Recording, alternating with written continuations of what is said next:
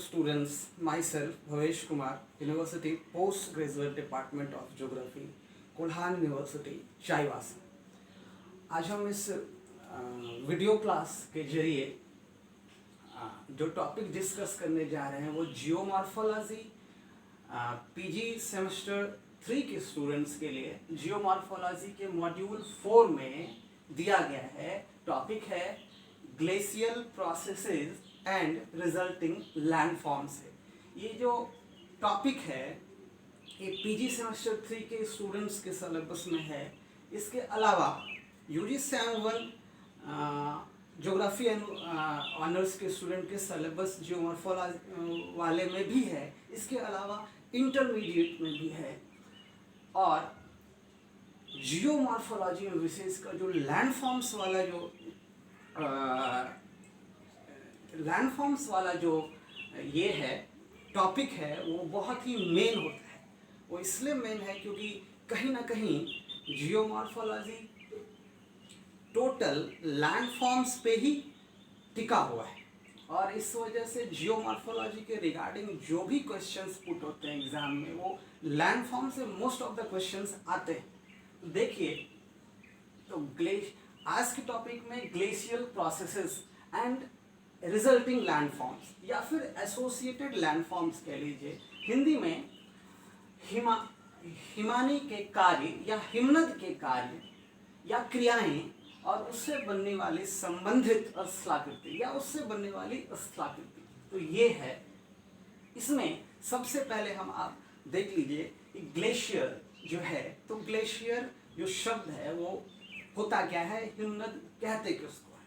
तो हिमनद वो एक शिलाखंड एक तरह से समझ लीजिए जो कि हजारों सैकड़ों हजारों किलोमीटर में फैला होता है और हिम से वो का शिलाखंड होता है और उसमें कहीं ना कहीं मूवमेंट होता है और जिस मूवमेंट की वजह से हम इसको बर्फ की नदी भी कहते हैं। क्योंकि ये दूर से दिखने से बर्फ की नदी जैसा दिखता है।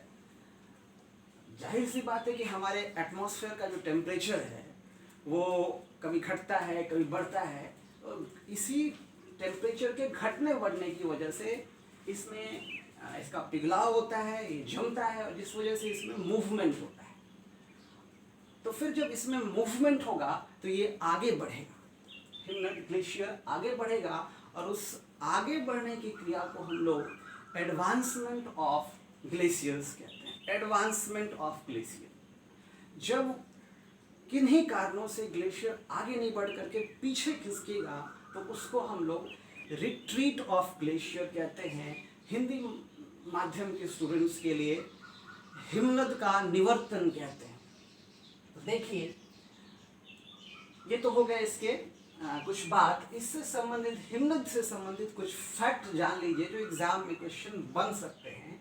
तो वर्ल्ड्स लार्जेस्ट ग्लेशियर जो है ये बियर्डमोर ग्लेशियर है। बियर्डमोर ग्लेशियर ये अंटार्कटिका महाद्वीप में अवस्थित है। दूसरा जो फैक्चुअल क्वेश्चन बन रहा है इससे कि विश्व का ये तो सबसे बड़ा हो गया और सबसे ऊंचा ग्लेशियर सियाचिन ग्लेशियर है जो कि अपने भारत का जो मुकुट है जम्मू कश्मीर उसमें ये अवस्थित है। तो फैक्ट हो गए ग्लेशियर से रिलेटेड। अब आइए जो मूवमेंट वाला जो हिस्सा था जो मैं आपको बताया कि जो उसमें मूवमेंट होता है, तो वर्ल्ड का सबसे बड़ा आइलैंड यहाँ देखिए ये ग्रीनलैंड आपको दिख रहा है जिसपे कि यूरोपियन कंट्री डेनमार्क का प्रभुत्व है, इसके प्रशासनिक दायरे में है। अब यहाँ के जो ग्लेशियर्स हैं इसमें जो सामान्य तौर पे जो मूवमेंट हो रहा होता है वो प्रतिदिन लगभग 5 से 6 मीटर के हिसाब से हो रहा होता है। लेकिन कुछ ग्लेशियर वहाँ ऐसे भी हैं जो कि इन समर वेदर मतलब गर्मी के मौसम में सीजन में उसमें लगभग 20 मीटर तक मूवमेंट होता है। तो ये है मूवमेंट की कुछ बात। ग्लेशियर कहाँ का, तो ग्रीनलैंड जो सबसे बड़ा आइलैंड है वर्ल्ड का। अब आइए हिमानी के कार्य को हम लोग देख लेते हैं, हिमानी के फंक्शन को देख लेते हैं, ग्लेशियर के फंक्शन को, क्रियाओं को देख लेते हैं। तो क्या क्रियाएं करती है, तो ये अपघर्षण करती है। ये उत्पाटन करती है। जल भी अपघर्षण करती है लेकिन उत्पाटन नहीं करती, अपघर्षण करती है। अगर स्टूडेंट्स, अगर आपने इससे पहले वाला ऑनलाइन वीडियो क्लास नहीं देखा है तो उसमें हमने फ्लूवियल लैंडफॉर्म्स को डिस्कस किया है, उसको आप देख लेंगे तो आपके लिए इसको समझना और सरल हो जाएगा। तो इसलिए उस क्लास को भी अटेंड कीजिए आप। हाँ, तो अपघर्षण क्रियाएं। तो अपघर्षण के दौरान क्या होता है, जब हिमनद या हिमानी ग्लेशियर जब ये किसी वैली के दरम्यान ये बह रही होती है, क्योंकि वो किसी न किसी क्षेत्र से बहे तो वो एक तरह से घाटी का रूप ले लेता है। तो उसमें जब बह रही होती है तो कहीं ना कहीं किसी आधार के चट्टानों के ऊपर ही वो उसका मूवमेंट होता है। तो उस चट्टान में वो क्या करती है, तो हिमानी से इसमें जो मौजूद जो छोटे छोटे पत्थर हैं वो उसको क्या करते हैं, उसमें गड्ढा कर देते हैं, उसमें खरोच डाल देते हैं। तो ये जो गड्ढा हो गया ये अपघर्षण हुआ है, एक तरह से ये अपघर्षण क्रिया है। इसके इतना ही नहीं, उन घाटियों से जब वो बह रही होती है तो दोनों किनारों पे भी वो क्या करती है, उसको अपघर्षित करते हुए चली जा रही होती है। उसको हम लोग अपघर्षण क्रिया कहते हैं। और हम जो आपको बताएं, वो जो गड्ढा कर देती है तली में या फिर जो खरोंच डाल देती है, गड्ढा कर देती है, उस गड्ढे में इसी हिमानी का जल भर जाता है और जल भरने के वजह के कारण फिर वही जल जमता है। और जब जल जमेगा तो उस जो आधार चट्टान है उसमें क्रैक्स ला देगा, उसमें दरार ला देगा, वो फटेगा, उसका विखंडन शुरू होने लग जाएगा। तो वो उत्पाटन की क्रिया है, इंग्लिश में इसको प्लकिंग कहते हैं। तो ये अपघर्षण, ये उत्पाटन मुख्य क्रियाएं हैं जो हिमानी करती हैं। और क्वेश्चन जो इससे बन रहे हैं वो इस तरह से, जो मल्टीपल चॉइस क्वेश्चन जो पूछे जाएंगे एग्जाम में, कि इनमें से 4 ऑप्शन दे देंगे आपको कि इनमें से कौन सी क्रियाएं हिमानी के कार्य से संबंधित है या हिमानी द्वारा किए जाने वाली क्रियाएं हैं। तो आपको जब पता होगा तो आप अच्छे से उसको सही जवाब कर पाएंगे। इसके अलावा इस टर्म को भी आपको पूछ लेगा, उत्पाटन, प्लकिंग किसको कहते हैं। तो वो उस तरह से सेंटेंस बना के दे देगा और उसमें 4 ऑप्शन देके प्लकिंग से संबंधित क्वेश्चन भी बन सकते हैं। ये तो हिमानी के कार्य हो गए। अब इससे संबंधित, ग्लेशियर से संबंधित इस टॉपिक के रिगार्डिंग 2 या 3 टर्मोलॉजी है, टर्म है, इसको देखिए। एक है snow line, ice snow line, हिमरेखा। दूसरा है आइस कैप्स। तो स्नो लाइन जो है वो किसको कहते हैं, तो स्नो लाइन, हिमरेखा, वो एक ऐसी रेखा, ये एक ऐसा क्षेत्र है जिसके ऊपर, जिसके beyond in any weather condition पूरे साल भर ऑलवेज उस पर बर्फ ढका होता है, उस हिमरेखा उसके ऊपर हमेशा। तो उस जहाँ से वो जमा होता है उसको हम लोग हिमरेखा कहते हैं। तो ये है स्नो लाइन। दूसरा टर्म है आइस कैप्स, जिसको हिंदी में हम लोग हिमटोपी कहते हैं। जनरली इसको जाना जाता है कि बहुत ऊंचाइयों पे बर्फ का जो गुंबदनुमा मतलब शेप होता है, पिंड होता है, उसको हम लोग आइस कैप्स कहते हैं। और कुछ विद्वानों का मत है, ऐसा भी है, अलग अलग विद्वानों ने इसको क्रिटिसाइज किया, अलग अलग विद्वानों का अलग मत है, लेकिन कुछ मत ऐसा भी है कि उसी आइस कैप के माध्यम से कई हिमानियों का, कई हिमनदों का आविर्भाव हुआ है, ओरिजिन हुआ है, वहीं से निकला है। जैसे भारत की कुछ नदियां जो हिमनद से निकल रही हैं, गंगा, जमुना एक्सेट्रा। अब देखिए, ये तो कार्य हो गए, हम 2 टर्मिनोलॉजी बताए आपको। अब आते हैं, ये जो कार्य करेगी हिमानी, तो इसके फलस्वरूप कुछ लैंडफॉर्म्स बनाएंगे, जिस वो इरोजनल भी हो सकते हैं, वो डिपोजिशनल भी हो सकते हैं। तो पहले इरोजनल लैंडफॉर्म्स बनाएगा, देखिए किस तरह से। ये तो यू शेप का एक घाटी बनाता है, कौन, Himani glacier, U shape valley. Fluvial landforms में क्या पढ़े थे आप, वी शेप वैली क्रिएट करते हैं। पहले आई बनता है, फिर वी बनता है, फिर गॉर्ज बनता है, फिर और बड़ा गड्ढ सो कैनियन बोलते हैं। यहाँ पे यू शेप वैली बनता है, वही उसी मूवमेंट की वजह से। वो जो आइस का मूवमेंट होता है उससे क्या बनता है, तो यू शेप वैली बनता है। दूसरा लैंडफॉर्म्स है लटकती या निलंबित घाटी। इंग्लिश वाले स्टूडेंट्स को इंग्लिश में हैंगिंग वैली कहते हैं। हैंगिंग वैली ये लटकती हुई वैली होती है और दूर से लग रहा है कि नहीं अब गिर जाएगा, इस तरह का लैंडफॉर्म्स बनता है। नेक्स्ट जो बन रहा है देखिए, इरोजनल है ये सारा, ये सर्क है या इसी को हिमगह्वर भी कहते हैं। इंग्लिश में भी जो इसके लिए टर्म यूज हुआ है ये भी सर्क ही है। और एक लैंडफॉर्म देख लीजिए, अरेट या तीक्ष्ण कटक। इंग्लिश में भी इसको अरेट ही कहते हैं, अरेट या तीक्ष्ण कटक। एक देख लीजिए है हॉर्न या गिरिश्रिंग, मतलब हॉर्न मतलब सिंग एक तरह से कह सकते हैं। ये हॉर्न, इसको इंग्लिश में गिरिश्रिंग को कहा गया है, इंग्लिश में हॉर्न कहते हैं। और ऊंचे ऊंचे पर्वतीय क्षेत्रों में हिमनदों पे जब वो सिंग जैसा स्ट्रक्चर बना लैंडफॉर्म्स दिखता है उसको हम लोग गिरिश्रिंग कहते हैं। अब देखिए ये है एक नूनाटक। इंग्लिश में भी इसको शब्द प्रयोग किया जो गया है टर्म, वो भी नूनाटक भी है। और इसको हम लोग नूनाटक या फिर हिमानी द्वीप भी कहते हैं, ग्लेशियर आइलैंड कहते हैं।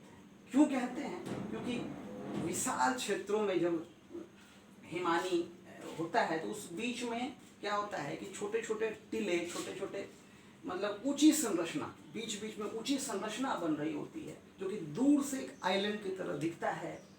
और चूंकि वो बर्फ से घिरा होता है चारों तरफ से आइस से, इसलिए हम लोग इसको हिमद्वीप कहते हैं, ग्लेशियर आइलैंड्स भी कहते हैं, नूनाटक।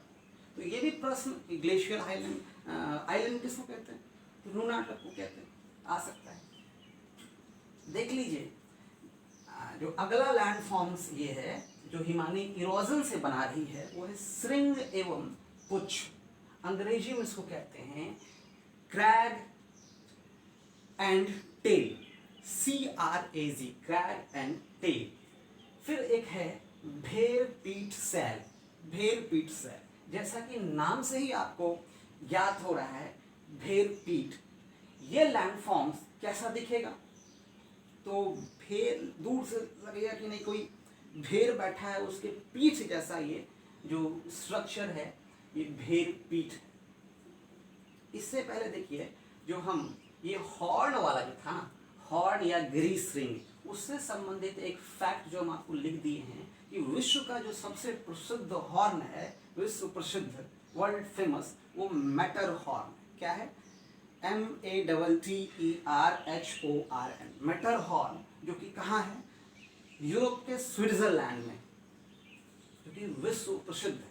देख लेते हैं, भेड़ पीठ सैल भेड़ के पीठ के जैसा दिखने वाला लैंडफॉर्म्स है, दिखता है। इसी को इंग्लिश में आप रॉश मुटाने कहते हैं। क्या कहते हैं, रॉश मुटाने कहते हैं। फिर है हिम सोपान।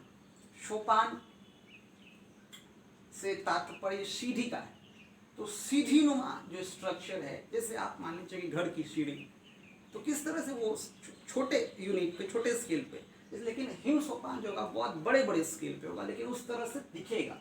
इंग्लिश में बोलेंगे स्नो स्टेयरवे, स्नो स्टेयरवे। अब इन्हीं हिम सोपानों में क्या होता है, जैसे मान लीजिए सीढ़ी से घर में जल आपका नीचे उतर रहा है, बारिश हो रहा है और पानी नीचे आ रहा है, तो एक सीढ़ी से जैसे ही पानी नीचे आ रहा है, तो इसी तरह से जब इसके ऊपर से जल जब नीचे प्रवाहित हो रहा होता है, तो दूसरे सीढ़ी पे एक गोल, इस तरह से गोलनुमा एक स्ट्रक्चर बना देता है, झील, जो जिसको कि हम लोग इस भाषा में, भूगोल की भाषा में, या फिर कह लीजिए भू आकृति विज्ञान की भाषा में, स्थल रूपों की भाषा में, हम उसको बोलते हैं पेटानास्टर झील। ये बहुत ही इंपॉर्टेंट पेटानास्टर झील है। कई बार नेट की परीक्षा में पूछा गया है कि पेटानास्टर झील किससे संबंधित स्थलाकृति है, तो हिमानी से संबंधित, हिमानी से ही संबंधित नहीं, ये इरोजनल है कि डिपोजिशनल है, तो डिपोजिशनल लैंडफॉर्म। ये है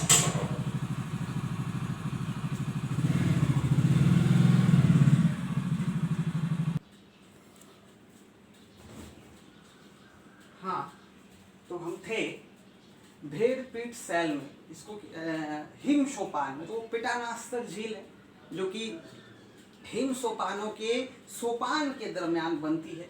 इन सारे लैंडफॉर्म्स के विजुअल हैं जो हम आपको डिस्क्रिप्शन में प्रोवाइड करा रहे हैं, सारे विजुअल्स। वहाँ से जब आप देखेंगे तो आपको बहुत ही आसानी होगा, सहूलियत होगा इसको समझने में कि कौन सा लैंडफॉर्म्स किस तरह से दिखता है और किसका क्या नाम है। आप उसको चेक कर लीजिएगा, डाउनलोड करके उसको देख लीजिएगा।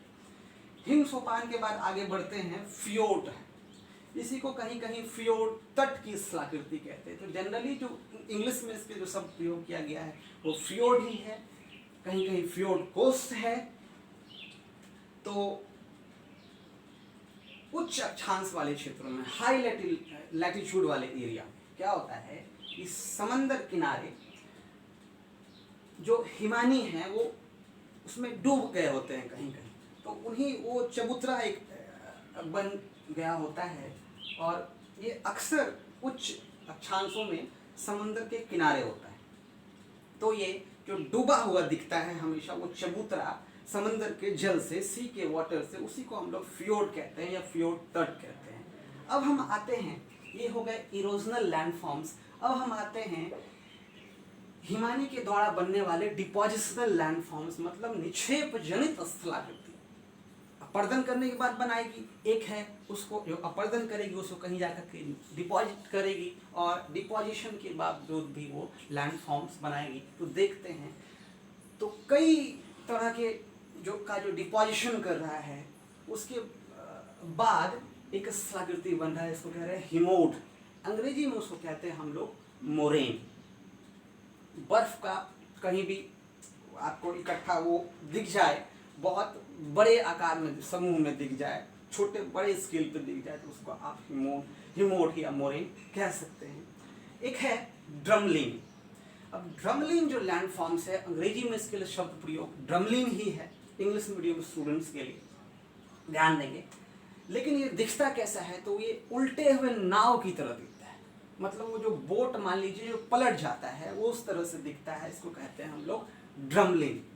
और इसी से संबंधित एक और स्थलाकृति हमने नीचे लिखा है, इससे संबंधित एक और स्थलाकृति है, इसको कि हम लोग अंडे की टोकरी कहते हैं, अंग्रेजी में बास्केट्स ऑफ एग कहते हैं, बास्केट ऑफ एग्स कहते हैं। तो अंडे की टोकरी कैसा दिखता है, तो अब देख लीजिए, जब सैकड़ों की संख्या में या इससे भी ज़्यादा हजारों की संख्या में अगर ड्रमलिन कहीं इकट्ठा हो और वो दूर से इस तरह से समूह में जब होंगे तो दूर से अंडे की टोकरी की तरह दिखता है, इसलिए हम लोग इसको बास्केट्स ऑफ एग टोपोग्राफी कहते हैं। तो ये हो गया। अब आइए नेक्स्ट है एस्कर। इंग्लिश में भी इसके लिए टर्म जो यूज हुआ है वो एस्कर ही है। आगे है डिपोजिशनल लैंडफॉर्म्स में केम वेदिका, इंग्लिश में केम है, केम वेदिका है। कैटिल एवं हम्मक, इस इंग्लिश में भी इसके लिए शब्द प्रयोग किया गया, वो कैटिल ही है। हिम जल अवक्षेप, देखिए नेक्स्ट है हिम जल अवक्षेप। अब ये जो हिम जल अवक्षेप मैदान, इंग्लिश में इसको बोलते हैं आउटवाश प्लेन। आउटवाश प्लेन क्या है कि मान लीजिए जहाँ से हिमनद वो स्टार्ट हुआ और लास्ट में जहाँ, तो बीच में क्या है कि कहीं कहीं ऊंचा है, कहीं कहीं डिफरेंट तरह का लैंडफॉर्म्स बन रहा है, इसी में से कहीं इरोजनल बन रहा है, कहीं डिपोजिशनल बन रहा है। कभी कभी ऐसा होता है कि वो कुछ नहीं बनकर सपाट मैदान होता है, पूरा सपाट मैदान होता है, और इस तरह से वो आपको जो इस भाषा में हिम जल अवक्षेप मैदान उसको कहते हैं, आउटवाश प्लेन कहते हैं। तो ये है स्टूडेंट्स इरोजनल लैंडफॉर्म्स और डिपोजिशनल लैंडफॉर्म्स। अब इससे संबंधित इसके रिगार्डिंग जो एग्जाम में जो क्वेश्चंस बनते हैं उसको हम देख लेते हैं, आप ध्यान देंगे। हम सारे क्वेश्चंस को इसके को विजुअल्स को सारी चीज़ों को डिस्क्रिप्शन में आपको दे देंगे, आप वहाँ से जा कर के ये कर लीजिएगा। अभी आप इसको ध्यान से देखिए। तो इससे जो प्रश्न बन सकते हैं, ऐसा बन सकता है सब्जेक्टिव में कि what do you mean by glacier, Himani से आप क्या समझते हैं। डिस्कस इट्स फंक्शन या फिर वर्क या फिर एक्टिविटीज। देख लीजिए, दिखा देते हैं हम आपको किस तरह से इसके क्वेश्चंस बन रहे हैं। देखिए,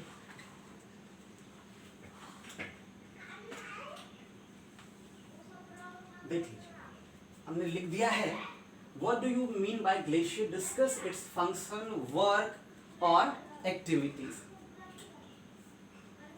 इनके हिमनद से क्या समझते हैं या हिमानी क्या है, इसके कार्यों और क्रियाकलापों अथवा क्रियाकलापों का उल्लेख करें। दूसरा जो इससे क्वेश्चन बन जा रहा है वो इस तरह से पूछा जा सकता है कि provide an account of erosional and depositional landforms of glacial action.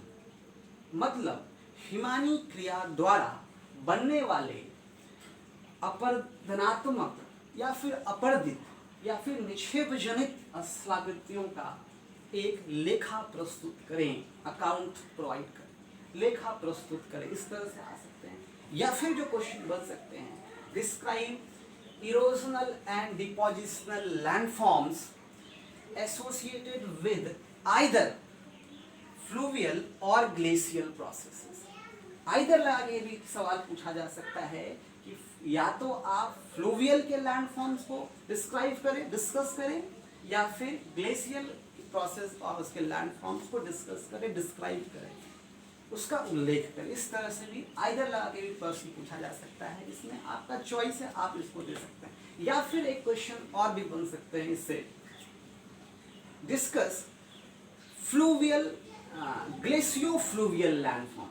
इस तरह से भी क्वेश्चन बन सकते हैं। तो जो ग्लेशियो फ्लूवियल लैंडफॉर्म्स है, वही कौन सा लैंडफॉर्म्स जो डिपोजिशन में हमने आपको एस्कर, केम वेदिका, कैटल एवं हम्मक जो बताया, वो जो लैंडफॉर्म्स हैं वो ग्लेशियो फ्लूवियल लैंडफॉर्म्स के दरमियान वो आ जाएगा। तो ये है आपका आज के क्लास का पूरा वो डिटेल और इससे रिगार्डिंग क्वेश्चंस। तो आप इसको अच्छे से ध्यान से तैयार कीजिए, ध्यान से समझिए, और डिस्क्रिप्शन बॉक्स में हमने जो भी विजुअल्स है सारे लैंडफॉर्म्स के रिगार्डिंग जो आपको देख करके अच्छे से समझ में आएगा, उसको भी आप डाउनलोड करके देखिए। नेक्स्ट क्लास में आपसे नेक्स्ट टॉपिक में सिलसिलेवार ढंग से हम आगे बढ़ रहे हैं, उसको हम आपको कराते हैं। इसके इतना ही से ख़त्म करते हैं। Thank you.